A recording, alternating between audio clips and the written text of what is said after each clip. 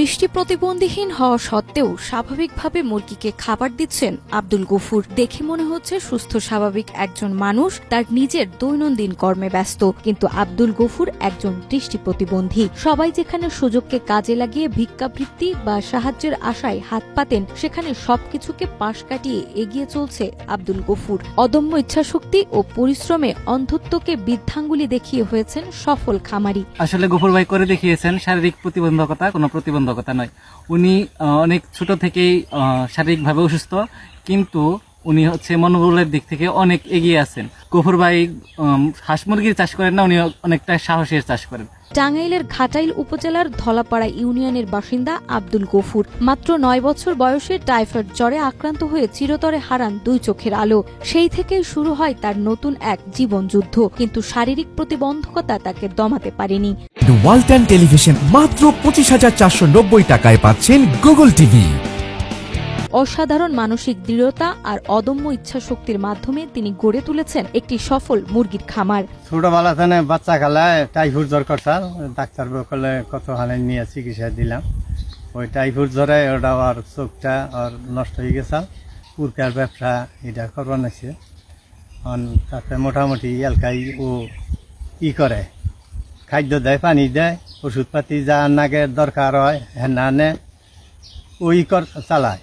২০১৬ সালে প্রাণী সম্পদ কর্মকর্তার পরামর্শে মাত্র ১২০০ মুরগি দিয়ে যাত্রা শুরু করেন গফুর। বর্তমানে তার খামারে রয়েছে ১৮০০ মুরগি। চোখে না দেখলেও কেবল স্পর্শ ও অনুভূতির মাধ্যমে প্রতিদিন মুরগিকে খাবার দেওয়া, ডিম সংগ্রহ করা, বাজার করা, এমনকি সংসারের যাবতীয় কাজ তিনি একাই করেন। প্রথমে ১২০০ মুরগি দিয়া ২০১৬ সালে খুব কষ্ট করে করছিলাম।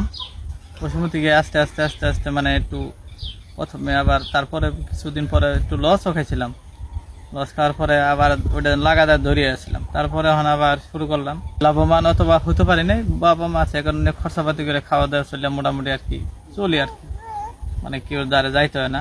আজকে ধরুন টাকা লাগলো, এটা বাঙ্গা হালাই, ওটা অতটা মানে পারমানেন্ট মানে করি নাই। বছর শেষে আমরা দেখা যাইতেছে চলাফেরা খাওয়া দাওয়া মুরগির পাচ্ছেন ৮-১০ লাখ টাকা।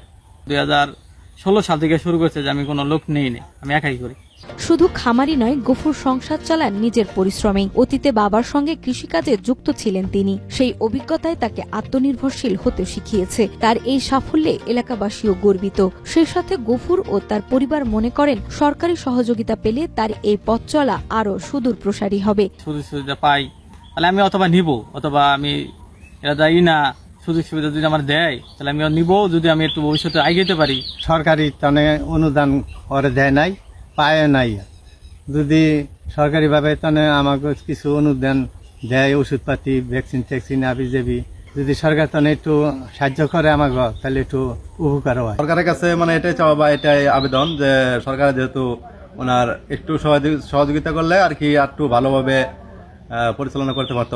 ঘাটাইল উপজেলার নির্বাহী কর্মকর্তা জানান, দৃষ্টি প্রতিবন্ধী হয়েও আব্দুল গফুর যে সাহস ও সফলতার দৃষ্টান্ত স্থাপন করেছেন তা সত্যি অনুকরণীয়। উপজেলা প্রশাসনের পক্ষ থেকে তাকে প্রয়োজনীয় সব ধরনের সহযোগিতা দেওয়া হবে।